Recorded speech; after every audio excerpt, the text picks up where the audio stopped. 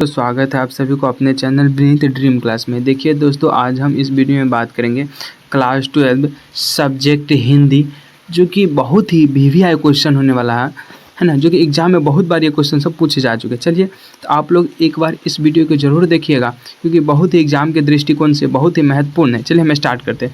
जैसे first question कह रहा है कि बातचीत की कला अर्थात आर्ट ऑफ कन्वेंशन क्या है ना। कह रहा दोस्तों, ये जो है बातचीत है ना, सबसे पहले ये याद रखिएगा कि बातचीत के लेखक कौन है। तो हम कह सकते हैं बातचीत के लेखक बालकृष्ण भट्ट है। जी हाँ दोस्तों, याद रखिए कौन है, बालकृष्ण भट्ट है ना।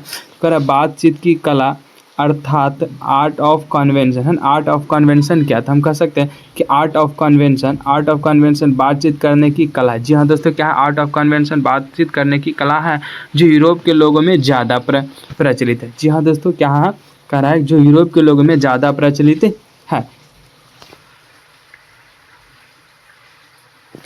फिर कह रहा है कि इस बातचीत की पूर्ण शोभा व्याख्यावला प्रवीण विधिमंडली में है। ऐसी चतुराई के साथ इसमें प्रसंग छोड़े जाते हैं कि जिन्हें सुनकर कान को अत्यंत सुखी मिलता है। साथ ही इसका अन्य नाम शुद्ध गोष्ठी है। जी हाँ दोस्तों, याद रखिएगा, बातचीत करने का जो एक और अन्य नाम है शुद्ध गोष्ठी है। शुद्ध गोष्ठी बातचीत की यह तारीफ है कि बात करने वाले की पंडिताई का अभिमान या कपट कहीं एक बात में भी प्रकट नहीं होता, वरना क्रम में रसाभस पैदा करने वाले शब्द को बरकते हुए चतुर शायने अपनी बातचीत को सरस बनाते हैं। फिर कह रहा है कि इस प्रकार आर्ट ऑफ कन्वेंशन मनुष्य के द्वारा आपस में बातचीत की उत्तम कला है। जी हाँ दोस्तों, देखिए ये ऑब्जेक्टिव में पूछा जा सकता है कि मनुष्य को बातचीत करने की उत्तम कला क्या है। तो हम कह सकते हैं आर्ट ऑफ कन्वेंशन है ना। और आर्ट ऑफ कन्वेंशन कहाँ के लोगों के पास है, तो हम कह सकते हैं कि आर्ट ऑफ कन्वेंशन जो है यूरोप के लोगों के पास है। फिर है कला जिसके द्वारा मनुष्य बातचीत को हमेशा आनंदमय बनाते हैं। जी हाँ दोस्तों, कह रहा है कि मनुष्य जो है बातचीत के जो है वो आर्ट ऑफ कन्वेंशन के जरिए आनंदमय बनाते हैं। दयनीय स्थिति यह है कि हमारे यहाँ के पंडित आधुनिक शुष्क बातचीत के शीर्ष जिसे आधुनिक शुष्क बातचीत में जिसे सशास्त्र कहते हैं, वैसा नहीं घोला जाते। फिर अगला प्रश्न देख लीजिएगा,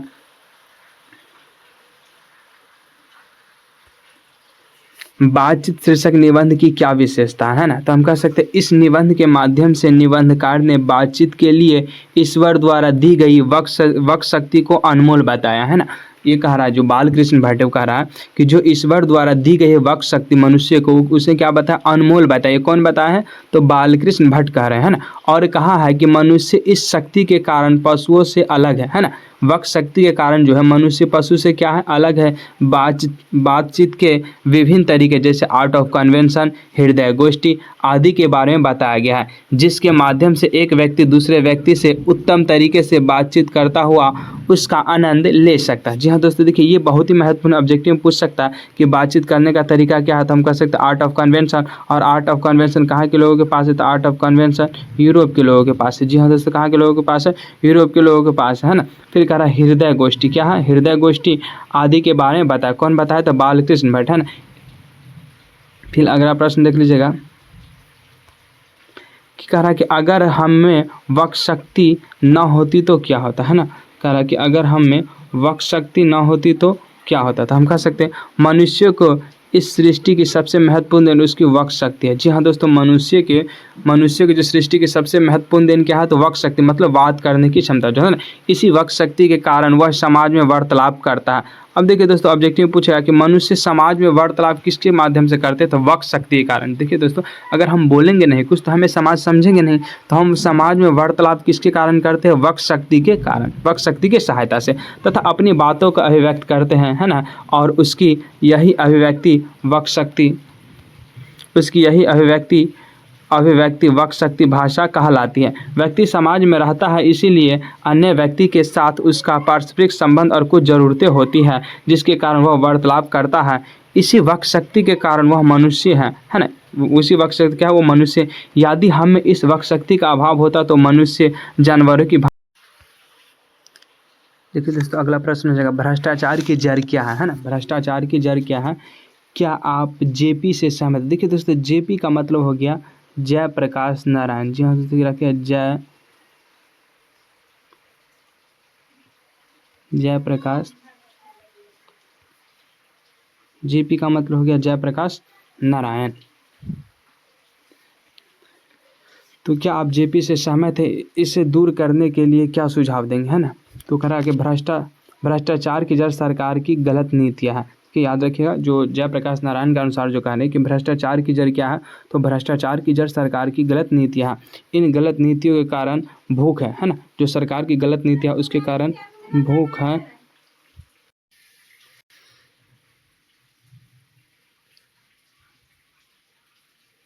तो इन गलत नीतियों के कारण भूख है, महंगाई है, भ्रष्टाचार, ये सब किसकी नीति है? सरकार की। जनता का कोई काम नहीं निकलता, जनता का कोई काम नहीं निकलता बगैर रिश्वत दिए, जयप्रकाश नारायण जी कह रहे हैं। सरकारी दफ्तरों में, बैंकों में हर जगह टिकट लेना है, उसमें जहाँ भी हो रिश्वत के बगैर जनता का काम नहीं होता है। इस प्रकार के अन्याय के नीचे जनता दब रही है, शिक्षाएं संस्थाएं भ्रष्ट हो रही है, हमारे नौजवान का भविष्य अंधेरे में पड़ रहा है ना? फिर है जीवन उनका नष्ट हो रहा है। इस प्रकार चारों ओर भ्रष्टाचार व्याप्त है। इसे दूर करने के लिए समाजवादी तरीके से सरकार ऐसी नीतियाँ बनाए जो लोक कल्याणकारी हो। फिर अगला प्रश्न जाएगा, दल विहीन लोकतंत्र और साम्यवाद में कैसा संबंध, है ना? कह रहा कि दल विहीन लोकतंत्र और साम्यवाद में कैसा संबंध। हम कह सकते हैं दल विहीन लोकतंत्र सर्वोदय विचार का मुख्य राजनीतिक सिद्धांत है और यह चाहता है कि ग्राम सभा के आधार पर दल विहीन प्रतिनिधित्व स्थापित, है ना? ये कह रहा कि ग्राम सभाओं के आधार पर दल विहीन प्रतिनिधित्व स्थापित हो। दल विहीन लोकतंत्र तो मार्क्सवाद तथा लेनिनवाद है ना? ये जयप्रकाश नारायण जी कह रहे हैं कि दल विहीन लोकतंत्र तो मार्क्सवाद तथा लेनिनवाद के मूल उद्देश्यों में से है। मार्क्सवाद के अनुसार समाज जैसे जैसे साम्यवाद की ओर बढ़ता जाएगा, वैसे वैसे राज्य स्टेट का क्षय होता जाएगा और अंत में एक स्टेटलेस सोसाइटी कायम होगी। वह समाज अवश्य ही लोकतांत्रिक होगा, बल्कि उसी समाज में लोकतंत्र का सच्चा स्वरूप प्रकट होगा। वह लोकतंत्र निश्चय होगा। देखिए जयप्रकाश नारायण जी के बयान है और